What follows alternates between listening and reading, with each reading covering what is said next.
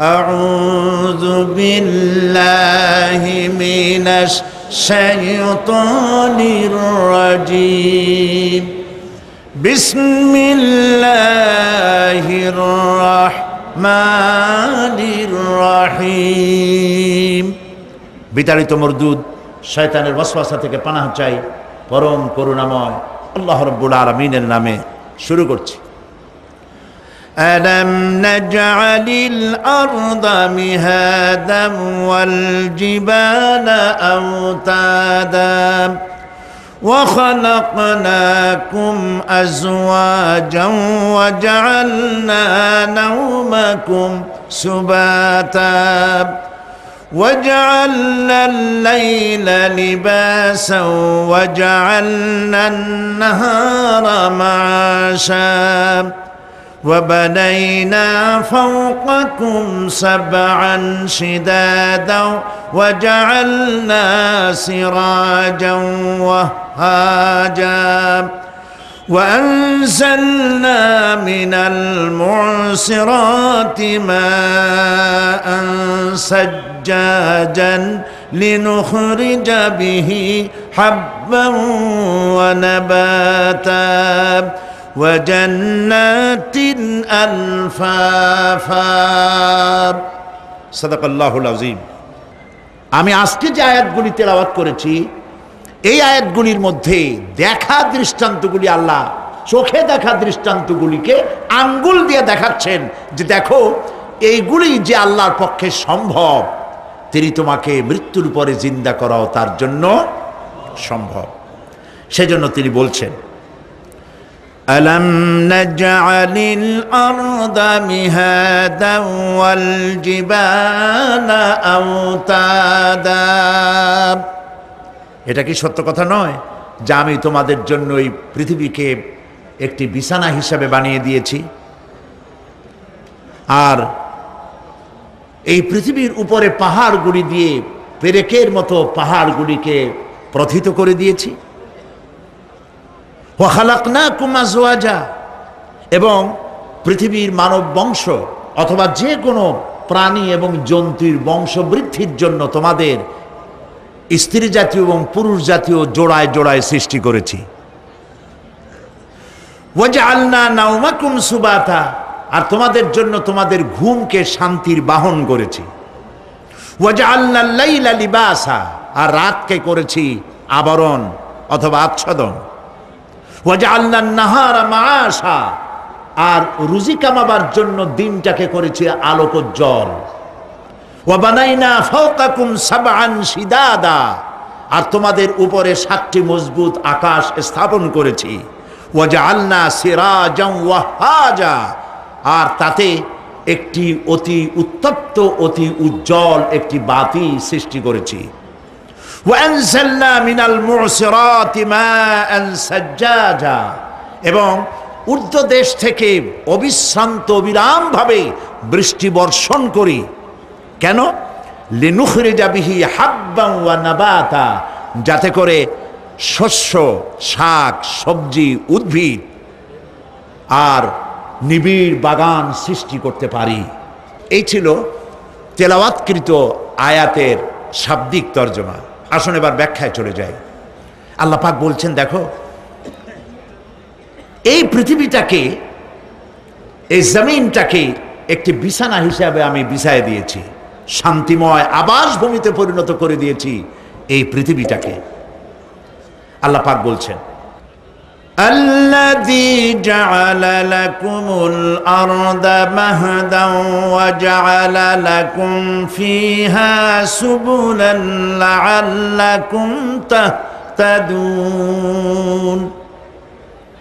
যিনি পৃথিবীকে তোমাদের জন্য দোলনা বানিয়ে দিয়েছেন আর সেখানে তোমাদের জন্য রাস্তা তৈরি করে দিয়েছেন যাতে তোমরা গন্তব্য খুঁজে পাও।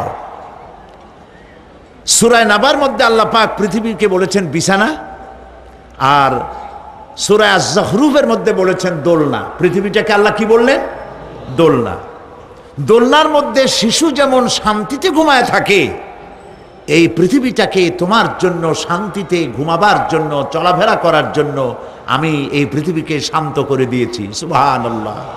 এবং গন্তব্যের জন্য, যাতায়াতের জন্য আমি রাস্তা বানিয়েছি। আপনি বলবেন রাস্তাগুলি তো আমরা বানাইছি গম দিয়া, ইট দিয়া, পাথর দিয়া।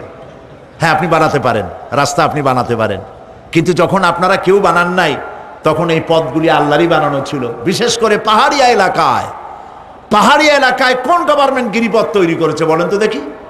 কে বানিয়েছে? আল্লাহ পাক তৈরি করেছেন। এ পথ তৈরি করেছে যাতে তোমরা তোমাদের গন্তব্যে পৌঁছতে পারো। মহা শূন্যে ভাসমান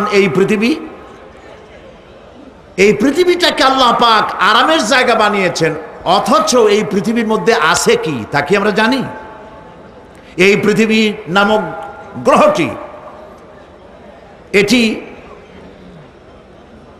প্রতি ঘন্টায় ৬৬,৬০০ মাইল বেগে পৃথিবীটা ছুটে চলছে বন্দুকের গুলির মতো। প্রতি ঘন্টায় ৬৬,৬০০ মাইল গতিবেগে পৃথিবী ছুটছে। এর অভ্যন্তরে আছে আগুন, এর মধ্যে আছে পাথর। এই এমন মারাত্মক আগুন এই পৃথিবীর পেটের মধ্যে রয়েছে যে আগুন পাথরগুলো পুড়িয়ে লাভায় পরিণত করে দেয় এবং তা উদ্গীরণ করে আগ্নেয়গিরির আকারে উপচে পড়ে। এই পৃথিবীর মধ্যে এরকম আগুন আছে। এই পৃথিবীতে সর্বপ্রথম বিজ্ঞানীদের এই কনসেপশন আল্লাহ রাব্বুল আলামিন কোরআনের মাধ্যমে দুনিয়াবাসীকে দিয়েছেন। জগৎ একটা বা দুইটা নয়, বহুমাত্রিক জগতের কনসেপশন আল্লাহ পাক দিয়েছেন, অসংখ্য জগৎ। এই পৃথিবীর উপরিভাগে এক জগৎ, এর আভ্যন্তরীণ রয়েছে আর এক জগৎ, সাগরের ভেতরে রয়েছে এক জগৎ, সাগরের তলায় অন্য জগৎ। পৃথিবীর মহাশূন্যে গ্যালাক্সি, ইউনিভার্সাল মহাশূন্যের ভিতরে যা কিছু রয়েছে তার মধ্যে রয়েছে অসংখ্য জগৎ। জগৎ একটি নয়, অসংখ্য জগৎ রয়েছে। পৃথিবীর মাটির তলায় কত আগুন, সেই দৃশ্য আমি চোখে দেখেছি যখন আমি ভেসুভিয়াস পাহাড় দেখেছি, পৃথিবীর বড় আগ্নেয়গিরি। আল্লাহ পাক জাহান্নামের আগুনের ইন্ধন করবেন মানুষ আর পাথর। ওয়াকুদুহান নাস ওয়াল হিজারা, পাথর আর মানুষ হবে জাহান্নামের আগুনের ইন্ধন। পৃথিবীর মাটি থেকে 3 মাইল উঁচা ভেসুভিয়াসের পাহাড়ের উপরে। ভেসুভিয়াস পাহাড় কোথায় বলতে পারেন? ইটালিতে। সেই জায়গায় যখন আমি উঠেছি, পাথর যে জাহান্নামের আগুনে পুড়বে এর বাস্তবতা নিজের চোখে দেখেছি। পাথরগুলি আগুনে পুড়ে লাভার মতো হয়ে পাহাড়ের উপর থেকে আলকাতরার মতো গলে গলে পাহাড়ের চতুর্দিকের 12 কিলোমিটার এলাকার জনপদকে ধ্বংস করে দিয়েছে। ইটালিতে আরো একটি জায়গা আছে যেটার নাম সিসিলি, সেখানেও একটি জীবন্ত আগ্নেয়গিরি আছে, যেটা আগুন এখনো জ্বলতেছে, যে কোনো মুহূর্তে এ আগুন ছড়িয়ে পড়তে পারে। কাজেই পৃথিবীর মধ্যে একদিকে রয়েছে, এর মধ্যে রয়েছে আগুন, রয়েছে পাথর গলায়া লাভা বানাবার মতো বিরাট শক্তি। সেই পৃথিবীটাকে আল্লাহ পাক এতটা শান্ত করে রেখেছেন, তোমরা যেন নিশ্চিন্তে এর কোলে দোলনার ভিতরে শিশু যেমন ঘুমায়, এই পৃথিবীটাকে তোমার জন্য দোলনা বানিয়ে দিয়েছি। তাও আমরা সুবহানাল্লাহ বলবো না? সুবহানাল্লাহ। বন্দুকের গুলির চাইতেও দ্রুতগামী এই পৃথিবী ছুটছে। সেই পৃথিবীকে বিনা দ্বিধায় আমরা খুঁজছি, সেটাকে চিরে ফেলছি এবং তার পেট থেকে রিজেক হাসিল করছি। ঠিক কিনা বলুন? আল্লাহ রাব্বুল আলামিন সূরা আন-নামলের মধ্যে বলছেন, আম্মান জাআলাল আরদা ক্বারারান ওয়া জাআলা খিলালাহা আনহারান ওয়া জাআলা লাহা রাওয়াসিয়া ওয়া জাআলা বাইনাল বাহরাইনি হাজিজা। আর তিনি এই পৃথিবীর অবস্থান লাভের উপযোগী করে আল্লাহ পাক তোমার জন্য তৈরি করে দিয়েছেন এবং এর মধ্যে নদ নদী আল্লাহ পাক সৃষ্টি করে দিয়েছেন। পাহাড়গুলিকে গেড়ে দিয়েছেন, আর পানির মধ্যে দুটি ধারা আল্লাহ সৃষ্টি করেছেন। পানির মাঝখানে একটা অন্তরাল সৃষ্টি করেছেন। এটি একটা তো আবিষ্কার হয়েই গেছে, সেটি হলো প্রশান্ত মহাসাগরের ভেতরে 4000 কিলোমিটার লম্বা, 2500 কিলোমিটার চওড়া প্রশান্ত মহাসাগরের ভিতরে একটি বিশাল এলাকা পাওয়া গেছে, যেটার পানি অত্যন্ত সুমিষ্ট সুমধুর, আর এর বাইরের পানিগুলি অত্যন্ত লবণাক্ত। সূরা আর রহমানের মধ্যে আল্লাহ পাক বলেছেন, মারাজাল বাহরাইনি ইয়ালতাকিয়ান বাইনাহুমা বারযাখুন লা ইয়াবগিয়ান ফাবিআইয়ি আলাই রাব্বিকুমা তুকাযযিবান। দুটি সমান্তরালে পানি প্রবাহিত হয়ে যাচ্ছে, দুটি ধারা। লোনা পানি মিষ্টি পানিকে লোনা বানাতে পারে না, মিষ্টি পানি লোনা পানিকে মিষ্টি বানাইতে পারে না, মাঝখানে কোনো পার্টিশন নাই। সুবহানাল্লাহ।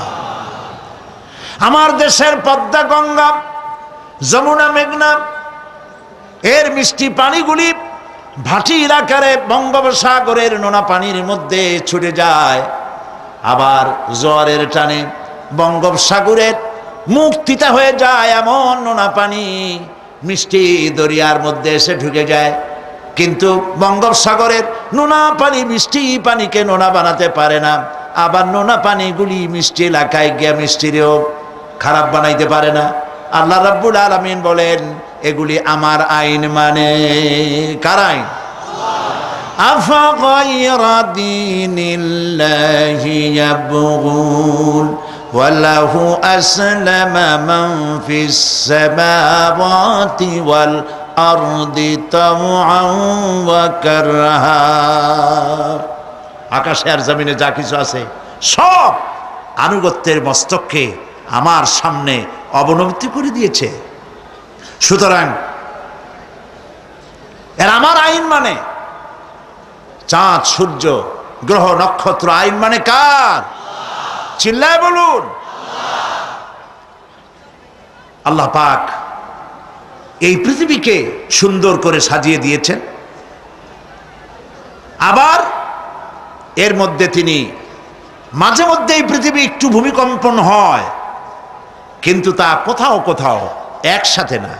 একসাথে যদি সারা পৃথিবীতে ভূমিকম্প হইতো, সৃষ্টি জগতের অস্তিত্ব বিলুপ্ত হয়ে যেত।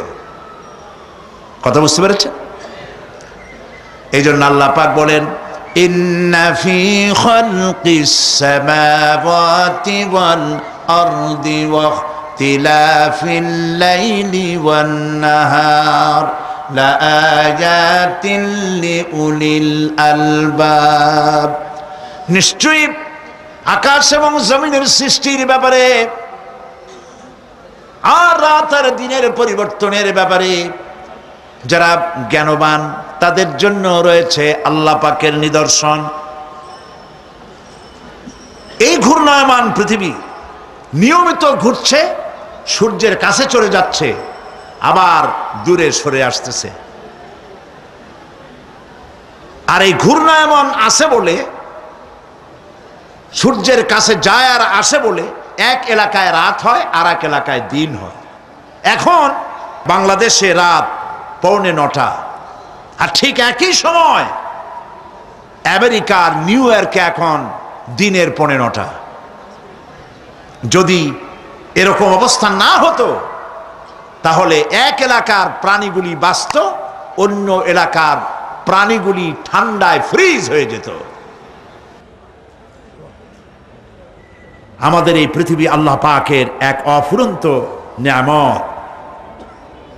এই অফুরন্ত নিয়ামত আল্লাহ পাক আমাদেরকে দিয়েছেন, আর এর মধ্যে এর অভ্যন্তরে রয়েছে মানুষের খাদ্য তৈরি করার মতো প্রাণ শক্তি মাটির মধ্যে আল্লাহ পাক দিয়েছেন। পৃথিবীটা এটি সূর্যকে আর চন্দ্রকে আল্লাহ পাক একটা নির্ধারিত মেজারমেন্ট করে রেখেছেন, একটা ঠিক সঠিক জায়গায় রেখেছেন। বিজ্ঞানীরা বলেছেন সূর্যর যে ডিগ্রিতে এখন আছে ওর থেকে কয়েক ডিগ্রি যদি নিচে নেমে আসতো, গোটা পৃথিবী জ্বলে পুড়ে ভস্ম হয়ে যেত। আবার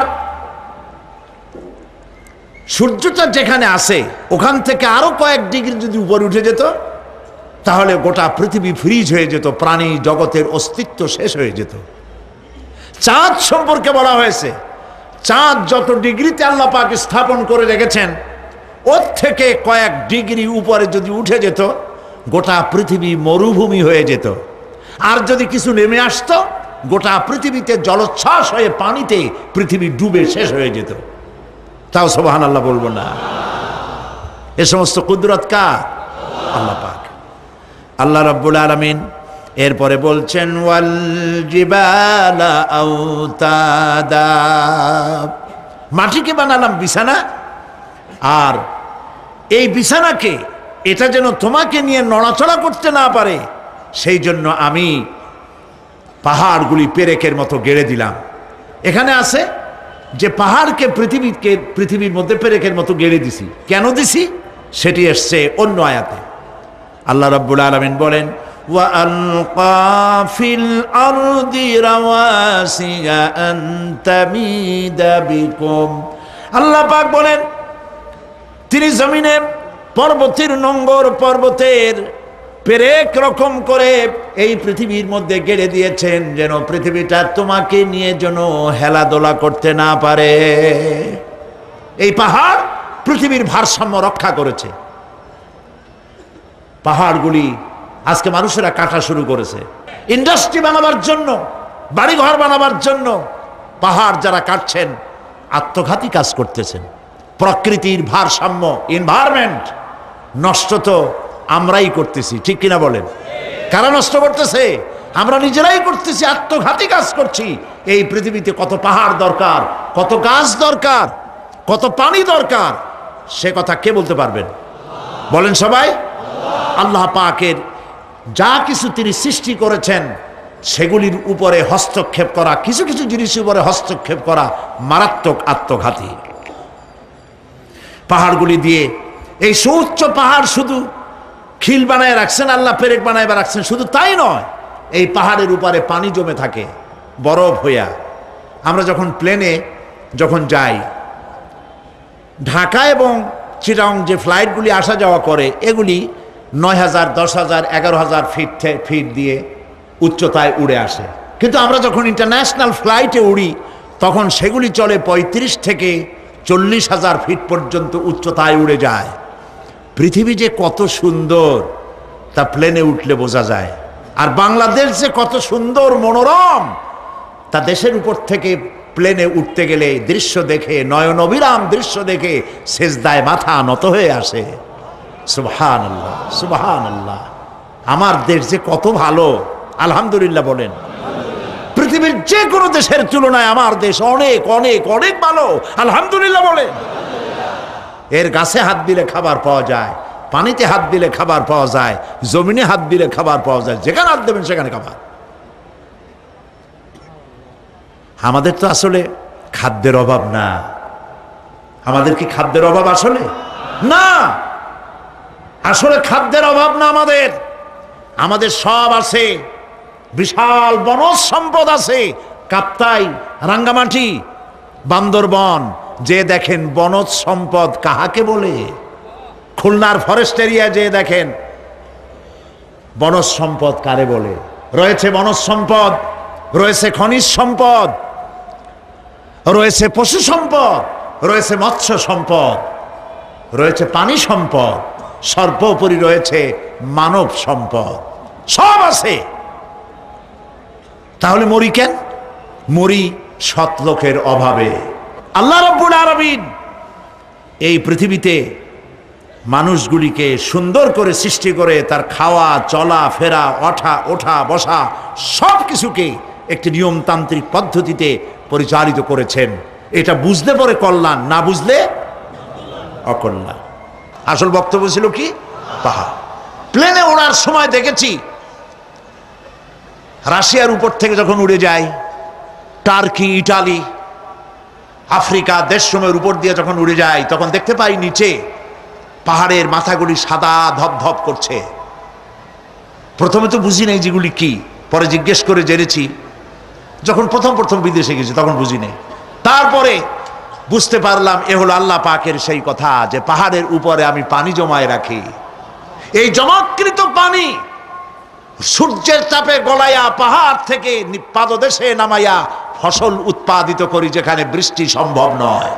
মানে বৃষ্টি যেখানে দেওয়ার প্রয়োজন নাই, সম্ভব নয় তা না, আল্লাহর কাছে অসম্ভব বলে কিছু নাই। কিন্তু কোথাও আল্লাহ পাক বৃষ্টি দিয়ে দেন, কোথাও সাগরের পানি, কোথাও খালের পানি, কোথাও নদীর পানি, কোথাও পাহাড়ের পানি দিয়ে এভাবে ব্যবস্থা করে দেন। এনভায়রনমেন্ট এগুলি নষ্ট করে ফেলছে। একটা দেশ আছে যার নাম, একটা মহাদেশ যার নাম অ্যান্টার্কটিকা। এই অ্যান্টার্কটিকা মহাদেশে কোনো মানুষ নাই, আছে শুধু পেঙ্গুইন। কি আছে কন্ত? পেঙ্গুইন। শুধু বরফ আর বরফ। এগুলি জমা করে রাখার মধ্যে রয়েছে আল্লাহ পাকের বিশেষ কুদরত, যা আল্লাহ পাক মানুষের জন্য তৈরি করে রেখেছেন। মানুষ বুঝতে পারে না। এনভায়রনমেন্ট নষ্ট করে ফেলার পরে এই বরফগুলি গলে যাচ্ছে, নষ্ট হয়ে যাচ্ছে। এরপরে আল্লাহ পাক বলছেন, وَخَلَقْنَاكُمْ أَزْوَاجًا, আর এই পৃথিবীর বংশধারাকে, সৃষ্টি ধারাকে ঠিক রাখার জন্য আমি তোমাদেরকে জোড়ায় জোড়ায় সৃষ্টি করেছি। সুবহানাল্লাহ। প্রত্যেকটি প্রাণীর ভিতরে স্ত্রী জাতীয়, পুরুষ জাতীয় আছেই, আছে কিনা বলেন? এমন একটা নামকরণ যেখানে শুধু পুরুষ, নারী নাই, স্ত্রী জাতীয় নাই, আছে নাকি? নাই। বংশধারা বৃদ্ধি করার জন্য প্রত্যেকটি প্রাণী আল্লাহ পাক বলছেন জোড়ায় জোড়ায় বানাইছি, তোমাদেরকেও আমি জোড়ায় জোড়ায় বানিয়েছি। আর কি করেছি? আল্লাহ পাক বলছেন,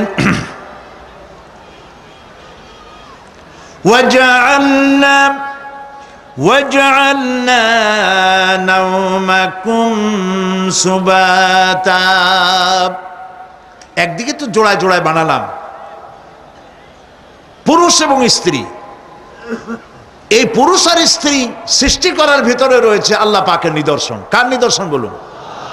কোরআনে কারিমে আল্লাহ পাক বলেন, وَمِنْ آيَاتِهِ أَنْ خَلَقَ لَكُم مِّنْ أَنفُسِكُمْ أَزْوَاجًا لِتَسْكُنُوا إِلَيْهَا وَجَعَلَ بَيْنَكُم مَّوَدَّةً وَرَحْمَةً إِنَّ فِي ذَلِكَ لَآيَاتٍ لِقَوْمٍ يَتَفَكَّرُونَ। আর আল্লাহ পাকের অসংখ্য নিদর্শনের মধ্যে এটিও নিদর্শন যে তিনি তোমাদের থেকে তোমাদের জোড়া সৃষ্টি করেছেন, তোমাদের স্ত্রী বানাইছেন। কেন? লিতাসকুনু ইলাইহা, যাতে করে তুমি তার কাছ থেকে তোমার মনের প্রশান্তি, সেও এবং তুমিও উভয়ের কাছে মনের প্রশান্তি খুঁজে পাও। ওয়াজআলা বাইনাকুম মাওয়াদ্দা, আর আল্লাহ পাক তোমাদের মধ্যে সৃষ্টি করেছেন ভালোবাসা। ওয়া রাহমা, আর পরবর্তী সময় সৃষ্টি করেছেন দয়া এবং করুণা। লিতাসকুনু ইলাইহা বলতে বোঝানো হয়েছে যে এই ব্যবস্থা আপনি আপনি হয়নি, এটি একটি উদ্দেশ্যকে লক্ষ্য করে হয়েছে। একে অপরের নিকটে যেন শান্তি পায়, প্রশান্তি পায়, একজন আরেকজনের কাছে পূর্ণ মাত্রায় তাই মিলিত হওয়ার জন্য নির্জন পরিবেশের আশ্রয় নেয়। আর এভাবে করি আল্লাহ পাক মানব বংশের এই ধারাকে অব্যাহত রেখেছেন। সুবহানাল্লাহ। ওয়া জাআলা বাইনাকুম মাওয়াদ্দা, আর তোমাদের মধ্যে আল্লাহ পাক ভালোবাসা সৃষ্টি করেছেন। এই কথা বলার এর ব্যাখ্যা কি? ভালোবাসা সৃষ্টি করেছেন এর ব্যাখ্যা এরকম হতে পারে, কয়েক রকম। আমি যেটা জেনেছি সেটি হচ্ছে এরকম, ভালোবাসা সৃষ্টি হওয়ার তো কথা ছিল না। এক পর্যায়ে ভালোবাসা থাকবে কোনো একটি বিশেষ সময়, বাকি সব সময় ঝগড়া হবে, এটাই হওয়া স্বাভাবিক ছিল। ধরুন মেয়ের বাড়ি চট্টগ্রাম, ছেলের বাড়ি বরিশাল। মেয়ে শুটকি খেতে খুব পছন্দ করে, ছেলের গন্ধও সহ্য করতে পারে না। মেয়ে বলে খড়ে যাতে, আর ছেলে বলে যে কমে যাও। মানে একজন আর একজনের ভাষার সাথে মিল নাই। কথা ঠিক কিনা বলেন? ভাষার সাথে মিল নাই। রুচির সাথে মিল নাই। একজনে টক পছন্দ করে আর একজনে টক সহ্য করতে পারে না, আর একজনে শুটকি খায় আর একজনে শুটকি পছন্দ করে না। কাজী রুচি আর অভ্যাস ইত্যাদি দিয়ে সারাদিন স্বামী স্ত্রীর মধ্যে ঝগড়া হওয়া স্বাভাবিক ছিল, ঠিক না? আল্লাহ পাক বলেন সেখানে আমি এই স্বামী স্ত্রী যখন হয়ে যায় তখন দুজনের মধ্যে আমি ভালোবাসার সৃষ্টি করে দেই। আর সে ভালোবাসা এমন পর্যায়ে চলে যায় স্ত্রী তার স্বামীর জন্য জীবন দিতে চায়, স্বামী তার স্ত্রীর জন্য জীবনের সব কিছু উজাড় করে দিতে চায়। ওয়াজআলা বাইনাকুম মাওয়াদ্দা, এরপরে সৃষ্টি করি রাহমা। ওই ভালোবাসা ছিল যৌবন কেন্দ্রিক, বিশেষ এক উদ্দেশ্যকে সামনে রেখে। কিন্তু যখন যৌবনে ভাটি লাগলো তখন ওই উদ্দেশ্য আর থাকলো না। তখন আল্লাহ পাক বলেন এই সময় তো দুজনের মধ্যে রাগারাগি খেসাখেসি ইত্যাদি হয়, স্বাভাবিক ছিল, কিন্তু তা হইল না। আমি রহমত দিলাম, করুণা দিলাম, এখন বুড়ি বুড়ারে ছাড়ে বাঁচে না, আর বুড়াও বুড়িরই ছাড়া বাঁচে না। তাও আমরা সুবহানাল্লাহ কব না? প্রিয় ভাই সব, আমি বুঝতে পারছি আপনারা বলেন ঠিকই, তবে শুনতে শুনতে মোহমুগ্ধ হয়ে বলার সময় পান না। জি আলহামদুলিল্লাহ, বলি আলহামদুলিল্লাহ। তো আল্লাহ রাব্বুল আলামিন পরস্পর পরস্পরের মধ্যেই ভালোবাসা সৃষ্টি করলেন। এটি আল্লাহ পাকের আয়াত। এটা আল্লাহ পাকের কি বলুন? আয়াত মানে কি? নিদর্শন। এরপরে রাব্বুল আলামিন বলেন ওয়াজআলনা নাওমাকুম সুবাতা, আর আমি তোমাদের জন্য ঘুমকে করেছি শান্তির বাহন। মানুষের অঙ্গ প্রত্যঙ্গ প্রত্যেকটির কাজ ভিন্ন, প্রকৃতিও ভিন্ন। চোখ দেখে, কান শোনে, জিহ্বা স্বাদ গ্রহণ করে, নাক শোনে, নাক শোখে, মস্তিষ্ক চিন্তা ভাবনা করে। এ হলো প্রকৃতি। আর প্রত্যেকটি অঙ্গ প্রত্যঙ্গের রুচি আলাদা, কর্তব্যের মধ্যে বিরাট বৈষম্য। যেমন চোখ রঙিন এবং সুন্দর জিনিস দেখতে ভালোবাসে, ঠিক কিনা? বলেন ঠিক কিনা? একটা খারাপ জিনিসের দিক চোখ পড়লেই মানুষ তাড়াতাড়ি চোখ ফিরায় নেয়, ঠিক না? চোখ সুন্দর এবং রঙিন জিনিস দেখতে ভালোবাসে। কান সুমধুর সুর শুনতে ভালোবাসে, উৎসাহ বোধ করে। আর হাত নরম এবং মসৃণ জিনিসে স্পর্শ করতে উৎসাহ বোধ করে। নাক আতরের গন্ধ শুঁকতে ভালো লাগে। আর মন নতুন নতুন রঙিন ভাবনা ভাবতে চেষ্টা করে। বাড়ি বানাবো, বিল্ডিং বানাবো, ইন্ডাস্ট্রি করব, ছেলে বিয়ে দেবো, মেয়ে বিয়ে দেবো অমুক জায়গায় বিরাট লোকের কাছে। ভাবতে ভাবতে ভাবের সাগরে হারিয়ে যায়। আর ভাবনার ভিতরে খেয়ালে যদি কেউ পোলাও পাকায়, বাস্তবে তা হোক আর না হোক, খেয়ালে মনে মনে যদি কেউ পোলাও পাকায়, তাহলে ঘিয়ের দাম যাই হোক না কেন তাতে কিছু আসে যায় না, ঠিক কিনা? মানুষ রঙিন রঙিন ভাবনা ভাবতে খুব মজা পায়। তাহলে আমি কি বুঝাইতে চাইলাম? চোখের কাজ, নাকের কাজ, মুখের কাজ, কানের কাজ, মনের কাজ, প্রত্যেকটি অঙ্গ প্রত্যঙ্গের ভিন্ন ভিন্ন কাজ আছে, ভিন্ন ভিন্ন রুচি আছে। কিন্তু একটি ব্যাপারে হাত, পা, চোখ, নাক, মস্তিষ্ক সব এক ব্যাপারে তারা ঐক্যমত পোষণ করেছে। এ ব্যাপারে কোনো ইখতিলাফ তাদের মধ্যে নাই, সেটা হলো ঘুম। সেটার নাম কি? ঘুম। ঘুমাইতে চায়, হাতের শরীরের সমস্ত অঙ্গ প্রত্যঙ্গ ঘুমের কোলে নিবেদিত হয়ে যেতে চায়। ঘুম না আসলে হাত আর চলে না, মাথায় আর ভাবতে ইচ্ছা করে না, পাও আর চলতে চায় না, হার্টবিট বেড়ে যায়। আর ঘুমালে পরে সব শান্ত হয়ে যায়। সুবহানাল্লাহ কব না? আল্লাহ রাব্বুল আলামিন বলেন এই নিদ্রা কি, এই ঘুমকে আমি তোমাদের জন্য শান্তির বাহন বানিয়ে দিয়েছি। আলাম ইয়ারাউ আন্না জাআলনাল লাইলা লিয়াসকুনু ফীহি ওয়ান নাহারা মুবসিরান ইন্না ফী যালিকা লাআয়াতিন লিকাওমি ইউমিনুন। তারা কি আল্লাহ পাকের এই কুদরতের কথা চিন্তা করে না, যে আমি রাতের আধার দিয়ে ধরনীর বুক ছেয়ে দেই, দিনের উজ্জ্বলতা, কোলাহল, গাড়ির আওয়াজ, ভ্যাঁ ভোঁ আওয়াজ হচ্ছে, কলকারখানার আওয়াজ হচ্ছে, সূর্যের বিরাট তাপ, ঘুম আসে না। সারাদিন কাজ করার পর শরীরের আরাম দেওয়ার জন্যে রাতের একটি কালো চাদর পৃথিবীর উপরে আমি বিছায় দেই।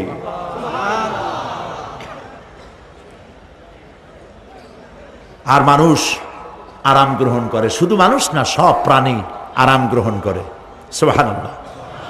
এবং এরপরে দিনের আলো দিয়ে উদ্ভাসিত করি, যেন বিশ্রামের পর নতুন করে আবার কাজের সমস্ত উদ্দীপনা নিয়ে নতুন করে কাজে ঝাঁপিয়ে পড়তে পারে। কয়েক ঘন্টা অথবা সারাদিন হাড় ভাঙা খাটুনি খেটেছে, রিক্সা চালায়ছে, গাড়ি চালায়ছে, আড়াই মনের বস্তা মাথায় করে টেনেছে, চিন্তা ভাবনা করেছে। এরপরে যখন এই লোকটি কয়েক ঘন্টা মাত্র নিদ্রা গেল, আরাম পেল, মস্তিষ্ক হালকা হয়ে গেল, হার্টবিট কমে গেল, হাতের পায়ের কর্মোদ্দীপনা বেড়ে গেল, নতুন করে আবার কাজ করার জন্য সুযোগ এসে গেল। দুনিয়ার মানুষকে কর্মক্ষম রাখার জন্য আল্লাহ পাক ঘুমকে বানিয়েছেন নিয়ামত। সুবহানাল্লাহ বলেন। ওয়ামিন আয়াতিহি মানামুকুম বিল্লাইলি ওয়ান নাহারি ওয়াবতিগাউ মিন ফাদলি। আল্লাহ পাক বলেন, তোমাদের রাত আর দিনের বেলায় নিদ্রা যাওয়া, এবং এটাই হচ্ছে তার অনুগ্রহ। রাত আর দিনের নিদ্রা যাওয়ার পরে আমার অনুগ্রহ অর্থাৎ রিজেক তালাশ করার জন্য শরীরের ভিতরে, মনের ভিতরে, হাত পায়ের মধ্যে কর্মের উদ্দীপনা আমি তোমাদের দিয়ে দেই। মহাবিজ্ঞানী আল্লাহ রাব্বুল আলামিনের এই বিশাল কুদরত এবং দয়া, যে মানুষকে তিনি ক্লান্তি দূর করার জন্য তিনি ঘুম দিয়েছেন, আলহামদুলিল্লাহ বলি। অনেক মানুষ আছে ঘুমাইতে পারে না, ঘুমাবার জন্য ফেনার গান খায়, ঘুমাবার জন্য ভ্যালিয়াম খায়, সিডাক্সিন খায়, রিল্যাক্সিন খায়, কত অক্সিজেন, অক্সিজেন, কত কিছু খায়, তারপরেও ঘুম আসে না। এই ঘুম যার আসে না, বিরাট নিয়ামত থেকে বঞ্চিত। ঘুম একটি নিয়ামত, আলহামদুলিল্লাহ বলি, আলহামদুলিল্লাহ বলি। বিশাল নিয়ামত ঘুম। আল্লাহ যে সমস্ত নিয়ামত আমাদের জন্ম থেকে শুরু করে এ পর্যন্ত বডির মধ্যে দিছেন, মৃত্যুর আগে আল্লাহ যেন একটিও কেড়ে না নেন, বলি আমিন। আল্লাহ রাব্বুল আলামিনের পরে বলেন, ওয়াজআলনাল লাইলা লিবাসা ওয়াজআলনান নাহারা মাআশা। আর রাতকে করেছি আচ্ছাদন, আবরণ, দিনকে রুজি কামাবার জন্য ব্যবস্থা করে দিয়েছি। দিনের বেলা রুজি কামাবেন, দিনের বেলায় ঘুমায় থাকবেন না। বহুত মানুষ আছে সকালবেলায় ঘুম দিল, 12টা 1টা বাজে গেল। উর্দুতে ছোটবেলায় পড়েছিলাম, জিসনে সোয়া উসনে খোয়া, যে ঘুমাইলো সব সর্বনাশ করলো। অসময় ঘুমানো, অসময় ঘুমানো সর্বনাশ হয়ে যাবে সব। এই জন্য আল্লাহ পাক বলেছেন, দিনটারে বানাইছি রুজি কামাবার জন্য। রুজি কামাও, রুজি কামানো এটাও একটা ইবাদত। রুজি কামানো কি? হালাল রুজি কামাবেন, ইবাদত। আপনি যে আপনার স্ত্রীকে একটা ব্লাউজ কিনে দেন, কাপড় চোপড়, প্রয়োজনীয় কসমেটিক্স কিনে দেন, আপনি যে বাজার ঘাট করেন, সব হালাল পয়সা যদি হয়, সাদকা দেওয়ার মতো সমান সওয়াব হবে। রুজি কামাইতে হবে, এটা আল্লাহ পাকের হুকুম, রুজি কামাও। ফাইদা কুদিয়াতিস সালাত ফান্তাশিরু ফিল আরদ ওয়াবতাগু মিন ফাদলিল্লাহ। সুবহানাল্লাহ বলে। নামাজ যখন শেষ হয়ে গেল, ফাইদা কুদিয়াতিস সালাত, নামাজ যখন শেষ হয়ে গেল, ফান্তাশিরু ফিল আরদ, তখন জমিনে ছড়িয়ে পড়ো আর আমার অনুগ্রহ, রিস্ক অনুসন্ধান করো। সুবহানাল্লাহ। মসজিদে বসে বসে খালি তসবিহ টিপতে থাকো না, কাজের সময় কাজ করো। অফিস থেকে বলে আসছে জোহরের নামাজ পড়তে যাই, জোহরের নামাজ পড়িয়ে তারপর নফল পড়া শুরু করছে, এরপরে দোয়া দুরূদ পড়া শুরু করছে। 1 ঘন্টা অফিসের সময় নষ্ট করেছেন। ফরজ নামাজ, সুন্নত নামাজ পড়তে যতটুকু লাগবে, এর থেকে বেশি সময় নিলে বেতন হালাল হবে না। আপনি মিথ্যা কথা বলে, মিথ্যা ছুটি নিয়ে দিনের কাজ করতে পারেন না। আপনার রুজি হালাল হইতে হবে। আপনার নফল নামাজ পড়া দরকার, রাত পড়ে আছে, রাতের বেলা গিয়ে জনমের মতো নফল পড়েন, কে নিষেধ করবে? মনে থাকবে কথা? প্রিয় ভাই সব, হযরত ওমর ফারুক রাদিয়াল্লাহু তাআলা আনহু তিনি একবার মসজিদ নববীর মধ্যে দেখলেন ফজরের সময়, জোহরের সময় তিনি দেখলেন ফজরে যাদের দেখলাম এক জায়গায় বসা ৫-৭টা লোক, জোহরে তো তাদেরই দেখতেছি, আসরের সময় দেখলেন ওইখানে বসা, মাগরিবেও দেখলেন, এশায়ও দেখলেন। এশার নামাজের পর তিনি প্রশ্ন করলেন, তোমরা কারা? বলল যে আমরা হলাম দূরের থেকে আসছি, মসজিদে নববী শ্রেষ্ঠ মসজিদ, এখানে বসে বসে আল্লাহর জিকির আজগার করি। তো আল্লাহর জিকির আজগার করো, নামাজ পড়ো, খাও কি? কাজে কিছু লোক আছে ওরা মেহেরবানি করে রান্না করে আনিয়া আমাদের খাওয়াইয়া যায়। হযরত ওমর ফারুক রাদিয়াল্লাহু তাআলা আনহু বললেন, তাহলে তো তোমার চাইতে, তোমরা যে কয়জন এখানে বসে ইবাদত করো, তোমাদের চাইতে ওই ব্যক্তি অনেক উত্তম যে নিজে রুজি কামাই করে তোমাদের খাওয়ায় যায়, তোমরা তো অলস। শুনে রাখো, নামাজের সময় ছাড়া আগামীকাল এই জায়গায় যদি বসা দেখি, ব্যাট মারে বাইর করে দেবো মসজিদ নববী থেকে। ইসলাম কাজের প্রতি উদ্দীপনা দিয়েছে, ইসলাম কাজের ট্রেনিং দিয়েছে। সুবহানাল্লাহ বলে কাজ করো আর খাও, বসে বসে বাপের বোঝা হইও না। প্রিয় ভাই সব, এরপরে আল্লাহ পাক বলছেন, ওয়াবানাইনা ফাওকাকুম সাবআন শিদাদা, আর তোমাদের উপরে আমি তোমাদের উপরে শক্ত মজবুত 7টি আকাশ সৃষ্টি করেছি। সুবহানাল্লাহ। এর থেকে বেরিয়ে যাওয়ার কোনো উপায় নাই, এটা ফাটল ধরাবারও কোনো উপায় নাই।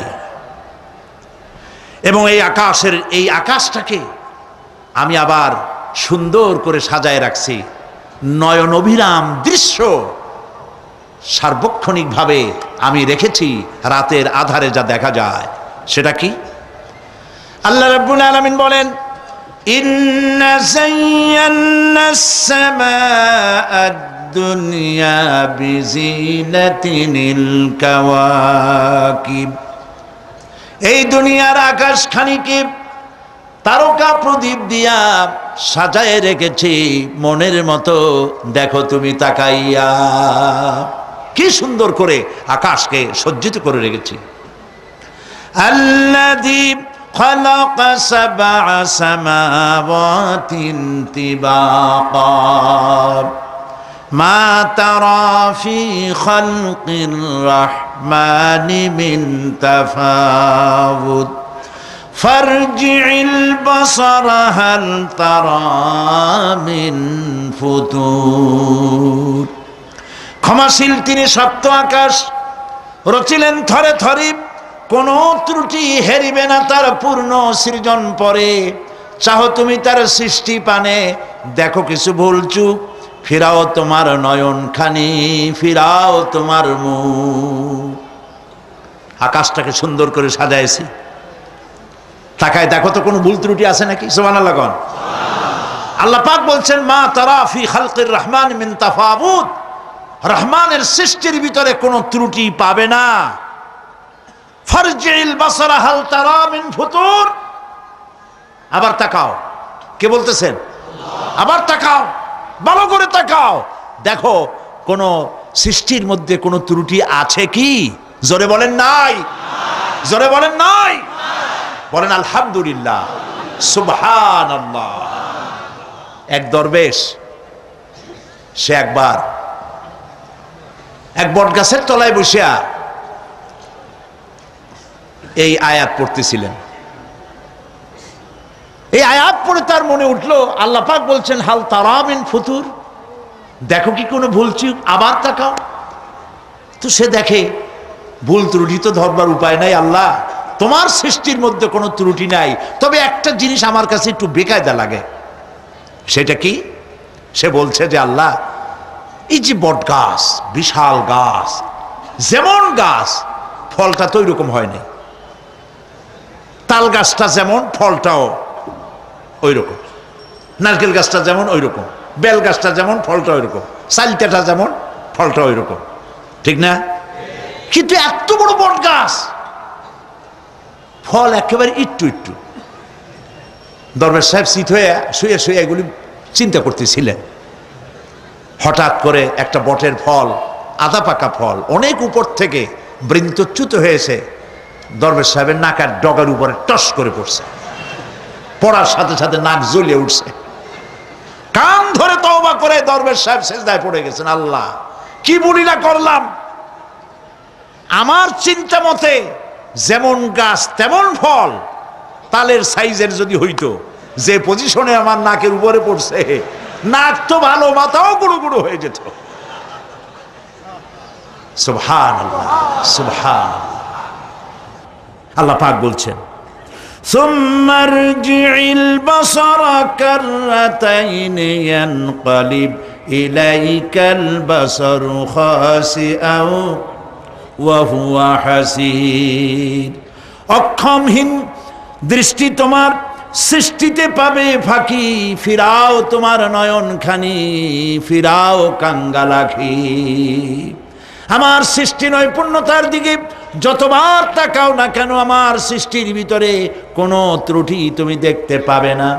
এই জন্য নবীজি বলেছেন, আল্লাহ রাব্বুল আলামিনের সৃষ্টির কলাকুশলতার প্রতি কেউ যদি একবার গবেষণা করে, একটা ঘন্টাও যদি কেউ চিন্তা করে, কয় ঘন্টা? একটি ঘন্টা আল্লাহর সৃষ্টি নৈপুণ্যতা সম্পর্কে একটি ঘন্টা যদি কেউ চিন্তা করে, গবেষণা করে, নবীজি বলেছেন ওই বান্দার আমল নামায় আল্লাহ পাক 60 বছরের নফল ইবাদতের সওয়াব লিখে দিবে। চিন্তা করো, গবেষণা করে, শ্রদ্ধায় মাথা নত হয়ে আসবে, আপনাতেই সেজদা করবে। সুবহানাল্লাহ। এরপরে আল্লাহ পাক বলেন, ওয়াজআলনা সিরাজান ওয়াহাজা। আর আমি তোমাদের উপরে আকাশ সৃষ্টি করেছি, আর ওর মধ্যে আমি সৃষ্টি করেছি মহাশূন্যে এক অতি উত্তপ্ত, অতি উজ্জ্বল এক বাতি সৃষ্টি করেছি। সিরাজ শব্দের অর্থ হলো সূর্য, ওয়াহাজ এ শব্দের অর্থ হচ্ছে একই সাথে অতি উত্তপ্ত, অতি উজ্জ্বল।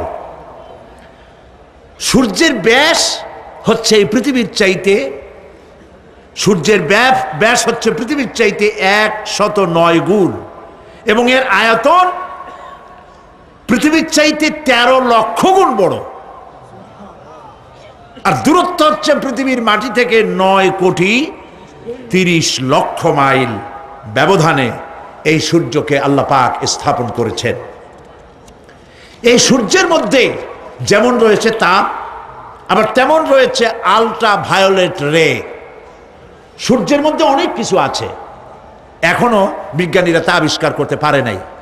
এর মধ্যে কল্যাণধর্মী জিনিসও আছে এবং অকল্যাণ জাতীয় কিছু জিনিস আছে। সেটা কি কারণে, সেটা আল্লাহ ভালো জানেন, আমরা জানি না। আমরা মনে করি অকল্যাণ, আল্লাহ জানেন ওর মধ্যে কি কল্যাণ আছে। যেমন সাপের বিষ, আমরা সাপ দেখলেই মারি, কিন্তু সাপ আপনাকে ক্ষতি না করলে আপনি মারবেন কেন? আর যদি ক্ষতি করার মনে হয়, ক্ষতির মতো মনে হয়, মেরে ফেলে দিন। এটা বলা হয়েছে হাদিস শরীফে, ক্ষতিকর মনে হলে মেরে ফেলে দিন। কিন্তু সাপ তার বিষের মধ্যে মানুষের জীবন রক্ষাকারী ওষুধ সাপের বিষ দিয়েই তৈরি হয়। সূর্যের মধ্যে অকল্যাণ ধর্মিক যা আছে সেটা কেন, এটা আমরা জানি না। এখন অকল্যাণ ধর্মী যে জিনিসটাকে বিজ্ঞানীরা মনে করেন, সেটার নাম হলো আলট্রা ভায়োলেট রে, অতি বেগুনি রশ্মি। এই অতি বেগুনি রশ্মি, এটার অ্যাকশন হচ্ছে এই যে প্রাণী জগতের মধ্যে যদি এটা লাগে, এসে পড়ে, পৃথিবীতে যদি স্পর্শ করে, তাহলে ক্যান্সার সহ নানাবিধ দুরারোগ্য ব্যাধিতে গোটা পৃথিবী ছড়িয়ে পড়বে। ওই আলট্রা ভায়োলেট রে যাতে পৃথিবীর মাটি স্পর্শ করতে না পারে, সেজন্য আল্লাহ রাব্বুল আলামিন ওজোন স্তর তৈরি করেছেন। OZONE, ওজোন, ওজোন স্তর তৈরি করা আছে যাতে করে ওই রেটা পাস করতে না পারে। সেই রেতে বিজ্ঞানীরা লক্ষ্য করেছে, রেতে ফাটল ধরেছে। সূর্য কত দূরে? 9,30,00,000 মাইল দূরে। মানুষেরা, বিজ্ঞানীরা টের পেয়েছে যে ওজোন স্তরে ফাটল ধরেছে। সুবহানাল্লাহ। আল্লাহ পাক বলছেন, ওয়ামা উতীতুম মিনাল ইলমি ইল্লা কালিলা, তোমাদেরকে খুব সামান্যতম জ্ঞান আমি দান করেছি। সামান্য জ্ঞান দিয়ে গেছে কদ্দুর দেখেন, সুবহানাল্লাহ বলেন। চিন্তায় শ্রদ্ধায় মাথা নত হয়ে আসবে। এগুলি যদি হয় সাধারণ জ্ঞান, ছোট্ট জ্ঞান, সামান্যতম জ্ঞান, তাহলে আমার আল্লাহ সুবহানাহু ওয়া তাআলার জ্ঞান কত অসীম, কত অনন্ত, কত চিরন্তন। সুবহানাল্লাহ। সে আল্লাহ রাব্বুল আলামিন ওজোন স্তরকে রেখেছেন, ওটা ক্র্যাক করেছে। কেন ক্র্যাক করেছে? ক্র্যাক করেছে এনভায়রনমেন্ট নষ্ট করার কারণে। আমরা গাছ কেটেছি, যত গাছ কেটেছি তত গাছ লাগাই নেই। টেলিভিশনে যে গাছ সম্পর্কিত যে বিজ্ঞাপনগুলি দেওয়া হয়, এগুলি নিছক কোনো বিজ্ঞাপনের উদ্দেশ্যে বিজ্ঞাপন নয়, এগুলি বাস্তব। নবী করিম সাল্লাল্লাহু আলাইহি ওয়াসাল্লাম গাছ কাটতে নিষেধ করেছেন।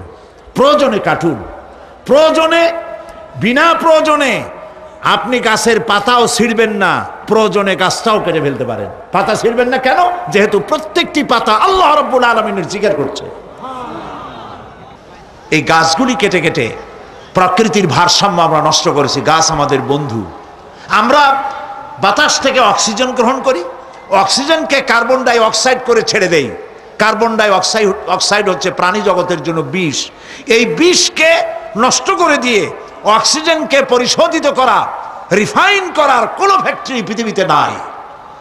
আল্লাহ রাব্বুল আলামিন এই সৃষ্টি জগৎকে বাঁচাবার জন্য অসংখ্য গাছ বানিয়েছেন, আর গাছের খাদ্য বানিয়েছেন কার্বন ডাই অক্সাইড। আমার জন্য যেটা বিষ, সেটা গাছের জন্য খাদ্য।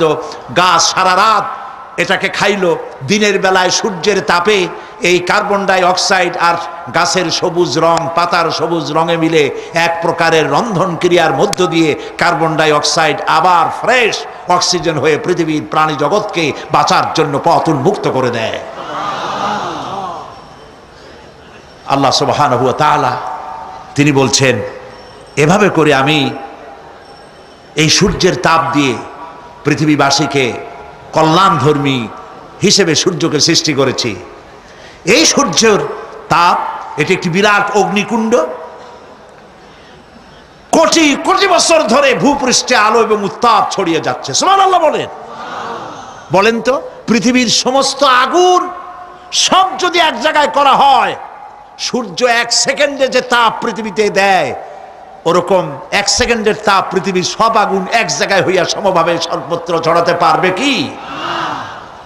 সুবহানাল্লাহ। মসজিদ আন-নববী আশ-শরীফ, আল মদিনা আল মুনাওয়ারা, সোনার মদিনা। সুবহানাল্লাহ।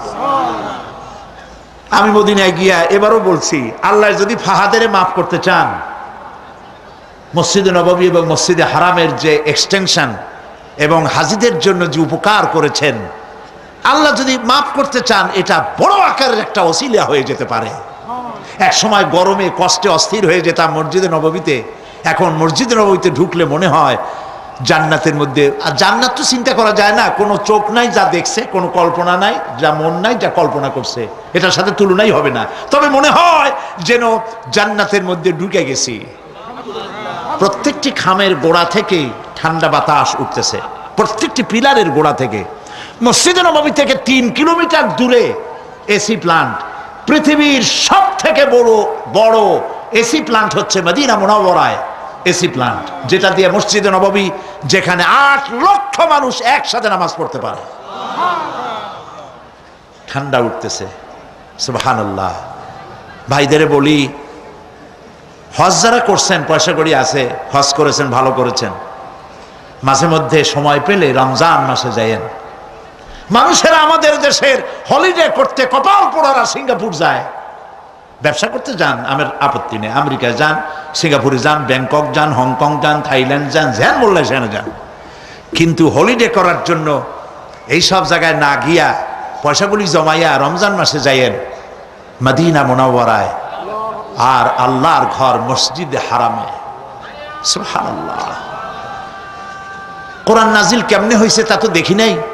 ইমাম যখন তারাবির মধ্যে তেলাওয়াত করেন, মনে হয় যেন আকাশ থেকে এখনো কোরআন নাজিল হচ্ছে। সুবহানাল্লাহ। কি তেলাওয়াত! যেমন শেখ আব্দুর রহমান আস-সুদাইস, তেমন সাউদ আশ-শুরাইম, তেমন শেখ আব্দুর রহমান আল হুজাইফি। সুবহানাল্লাহ, সুবহানাল্লাহ। তো আল্লাহ তার কুদরত দিয়ে এই পৃথিবীকে ভরে রেখেছেন, নিয়ামত দিয়ে ভরে রেখেছেন।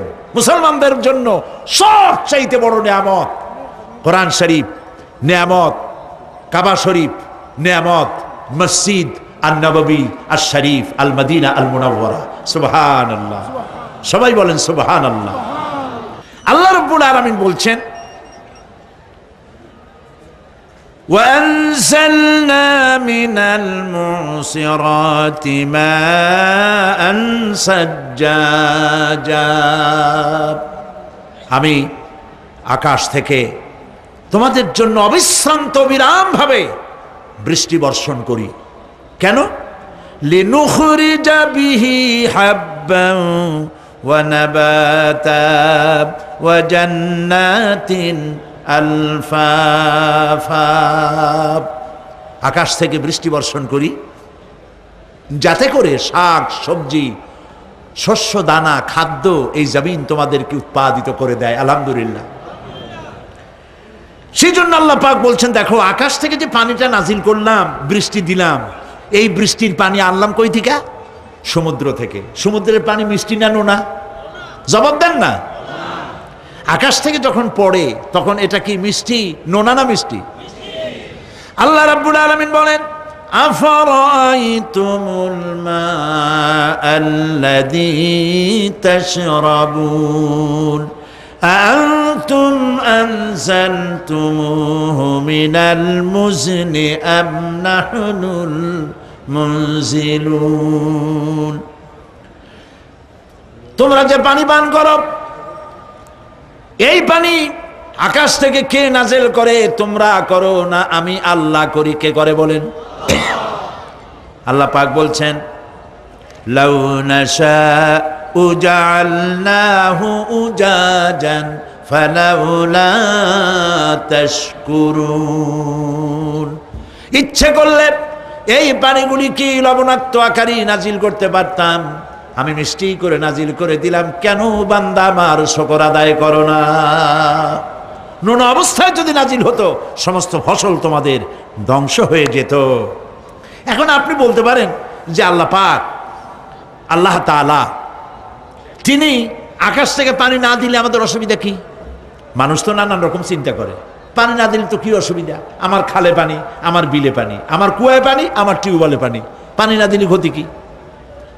আল্লাহ পাক কোরআনে কারীমের মধ্যে বলেছেন, কুল আরাআইতুম ইন আসবাহা মাউকুম গাওরান ফামান ইয়াতিকুম বিমাইম মাইন।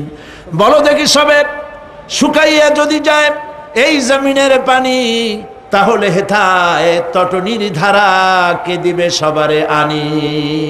বান্দারে, বৃষ্টি না হইলে তুমি পানির পরোয়া করো না। সমুদ্রের পানি নেবা, নদীর পানি নেবা, কলের পানি নেবা। শুনে রাখো বান্দা, নদীর প্রবাহমান নদীর পানি, কলের পানি, টিউবওয়েলের পানি, মাটির পরতে পরতে পানি সব যদি আমি শুকায় দেই, কে আছে এই পৃথিবীতে যে নতুন করে তোমার জন্য পানি আমদানি করে দিতে পারে? পারে কেউ? কেউ পারে না। এই পানি দিয়ে আমি তোমাদের জন্য ফসল ফলাই। লিনুখরিজা বিহি হাব্বান ওয়া নাবাতা। ইয়া আইয়ুহান নাসু যকুরু নি'মাতাল্লাহি আলাইকুম হাল মিন খালিকিন গায়রুল্লাহ। হে মানব সকল, স্মরণ করো আল্লাহ পাকের ওই নিয়ামতকে। ওই আল্লাহ ছাড়া তোমাদের কি এমন কেউ আছে? কোন আল্লাহ, কোন রিজিক দাতা? ইয়ারযুকুকুম মিনাস সামাই ওয়াল আরদ, যিনি আকাশ এবং জমিন থেকে তোমাদেরকে রিজিক দিতে পারেন। লা ইলাহা ইল্লা হুয়া, ওই আল্লাহ ছাড়া কেউ নাই। ফাআন্না তুফাকুন, যাও কই? কেন বিভ্রান্ত হও?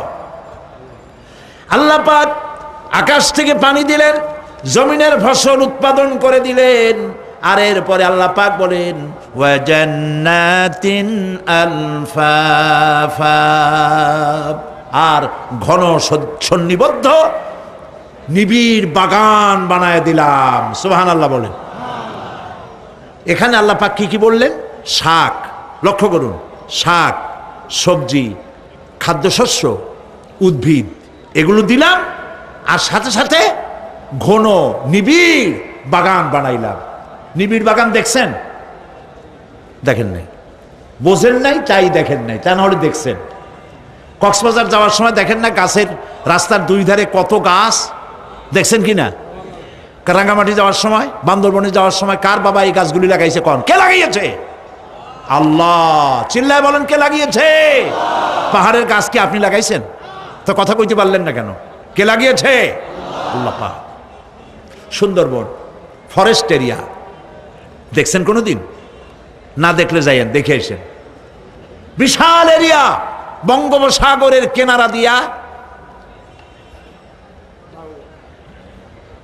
খুলনা, সাতক্ষীরা, এই বিরাট অঞ্চল, বরিশাল, খুলনা, সাতক্ষীরা, পটুয়াখালী, বিরাট এরিয়া নিয়ে রয়েছে সুন্দরবন।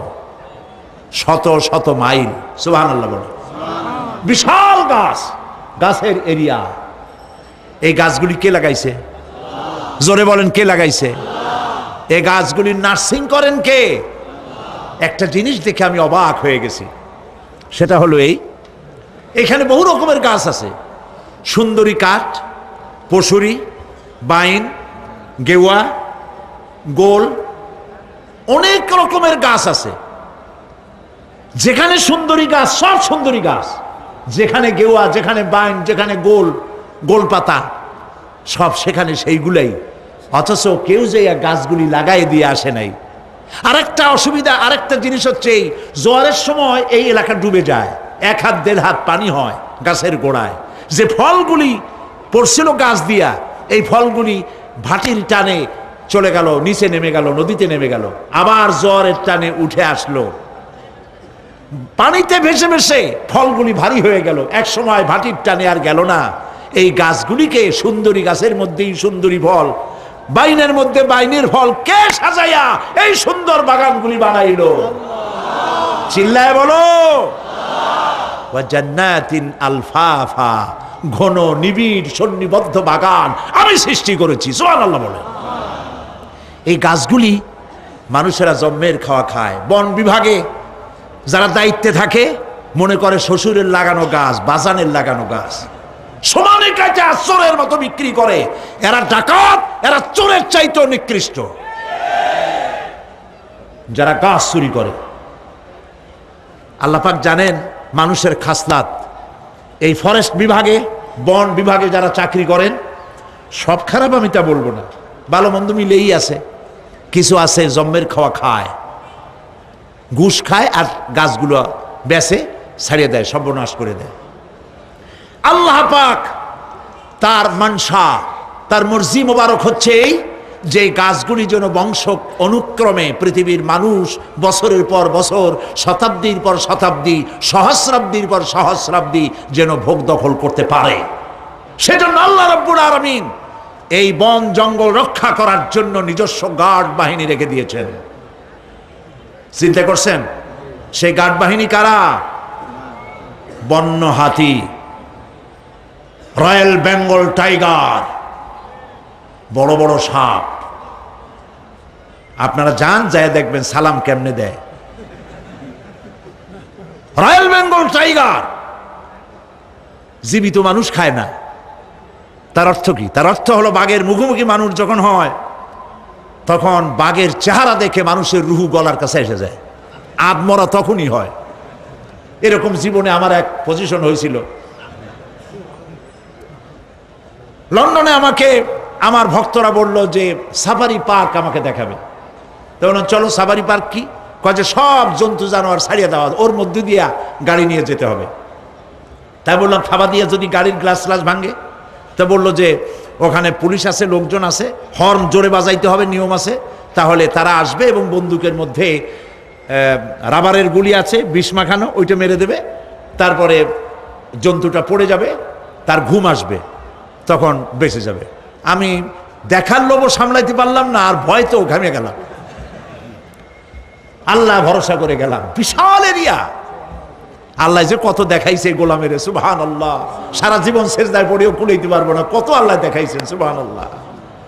গেট দিয়ে ঢুকলাম, লোহার বিশাল গেট, বাঘ সিংহ সব ছাড়িয়ে দেওয়া জঙ্গলের মধ্যে। তা আমরা গেছিলাম একটা ভালো সময়, সকালবেলা সেখানে সব গোস্ত, বড় বড় গোস্ত, এগুলো খাইতে দিছে, প্রাণীরা সব গোস্ত খাওয়ায় ব্যস্ত।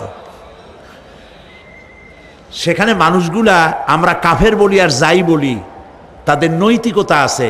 আমার দেশের বাঘগুলারে তাদের জন্য বরাদ্দ হচ্ছে গোস্ত, কিন্তু 4 পায়া জন্তুরে হাড্ডি খাওয়াইয়া 2 পায়া পশুগুলিতে গোস্তগুলো খাইয়ে ফেলে। জানোয়ার পশুর চাইতে নিকৃষ্ট, ঠিক কিনা বলেন? পশুর খাদ্য নিজে খায়। যাই রাখেন আমাদের দেশের চিড়িয়াখানাগুলির অবস্থা, বাঘ শুকায় গেছে, হরিণ শুকায় গেছে, সিংহ শুকায় গেছে। তার তো শুকাবার কথা না। পরে কে খাওয়ায় জঙ্গলে? কে খাওয়ায়? আল্লাহ পাক খাওয়ান, সুবহানাল্লাহ। এত বড় বড় গোস্তের টুকরা এক একটা বাঘে পেয়েছে। বাঘ একটারে নিয়ে গাছে উঠছে, আর একটা টানাটানি করতেছে, আর আমরা গাড়ি নিয়ে আসতে যাচ্ছি। এক বাঘ তার ওই গোস্ত ফালায় থুয়ে আমাদের দিকে আগায় আসতেছে। আমি বললাম, আল্লাহ, যা ভয় করতেছিলাম আমি তখন, ওই যে বলেছি যে মরা মানুষ বাঘে খায় না, বাঘ দেখলেই কলজে উড়ে যায়। আমার হার্ট বিট এত বাড়ছে, আর আল্লাহ আল্লাহ করতেছি, দোয়া দুরুদ শেষ হয়ে গেছে পড়তে পড়তে। বাঘটা একেবারে গাড়ির কাছাকাছি আসছে, ইন্না লিল্লাহ পড়তে পড়তে সরে গেলাম। আল্লাহর মেহেরবানি, বাঘটাও কি মনে করলো এই যে ছোট্ট আল্লাহর ছোট্ট গোলাম, হরে খাইয়া কি হবে, বোঝা ছাড়িয়ে দিল আমার ওই মনে করে। তার যা শক্তি, গাড়ির গায়ে যদি থাপ্পড় মারতো, আমার টয়োটা গাড়ি ছিটকে আর এক জায়গায় পড়ে যেত। আল্লাহ বাঁচাই দিলেন, সুবহানাল্লাহ। প্রিয় ভাই সব, আল্লাহ রাব্বুল আলামিন এই সব জিনিস পৃথিবীকে দিয়েছেন। আর এইগুলি বলার পরে আল্লাহ পাক বলছেন যে এই চোখে দেখা জিনিসগুলি বললাম। কে বলতেছেন? চোখে দেখা জিনিসগুলি দেখালাম। এগুলি দেখে চক্ষুকে উন্মিলিত করার জন্য এই সব দৃষ্টান্ত আমি চোখের সামনে রেখে দিলাম। এর দ্বারা বোঝো, এত বড় বিশাল আকাশ, অত বড় সূর্য, এত সুন্দর চাঁদ, এই পাহাড়, ওই সমুদ্র, এই বনবনানী যিনি সৃষ্টি করেছেন, আমার মতো ছোট্ট মানুষ মৃত্যুর পরে তিনি আবার জিন্দা করতে जगह जी लगाने के लिए ये दुनिया नहीं है, जगह जी लगाने के लिए ये दुनिया नहीं है, ये इबरत की जा है तमाशा नहीं है। এই পৃথিবী খেল তামাশা করার জায়গা না, দেখো আর শেখো আল্লাহ পাকের অপূর্ব সৃষ্টি, নৈপুণ্যতা, কলা কুশলতা দেখো, আর সেজদা দিয়ে আল্লাহ রাব্বুল আলামিনের শুকরিয়া আদায় করো। সুবহানাল্লাহ। আমরা যদি তা করতে পারি, আল্লাহরে যদি বুঝতে পারি, আমাদের আমল আখলাক ভালো হয়ে যাবে। আমরা চুরি করে গাছ বেচবো না, ওজনে কম দেব না, খাদ্যে ভেজাল দেব না, ঘুষ খাবো না, সুদ খাবো না, প্রতারণা করব না, মিথ্যা কথা বলবো না। আমরা ভালো হয়ে যাব যদি এই একটি জিনিসকে বিশ্বাস করতে পারি যে আমার এই জীবন শেষ কথা নয়, আর একটা জীবন আসবে, সেই জীবনে এই জীবনের সব হিসাব দিতে হবে। রব্বানা যালামনা আনফুসানা وَإِن لَّمْ تَغْفِرْ لَنَا وَتَرْحَمْنَا لَنَكُونَنَّ مِنَ الْخَاسِرِينَ। আয় আল্লাহ তাআলা, বিশাল এই জনসমুদ্র নিয়ে তোমার দরবারে গুনার বোঝা মাথায় নিয়ে হাত তুলেছি। মাবুদ গো, মেহেরবানি করে আলোচনার সবটুকুন নবী করিম সাল্লাল্লাহু আলাইহি ওয়াসাল্লামের রূহ মুবারকে পৌঁছায় দাও।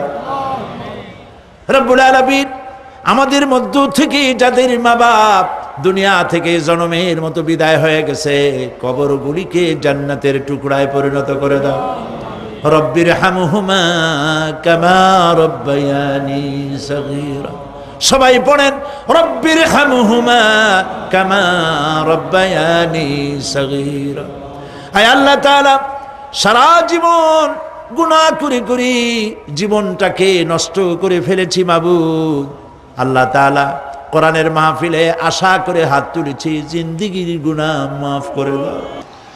সুবহান রাব্বিকা রাব্বিল ইজ্জাতি আম্মা ইয়াসিফুন ওয়া সালামুন আলাল মুরসালিন ওয়ালহামদুলিল্লাহি রাব্বিল আলামিন। ওয়াজআল আখিরা কালামিনা ইনদাল মাউত লা ইলাহা ইল্লাল্লাহু মুহাম্মাদুর রাসূলুল্লাহ।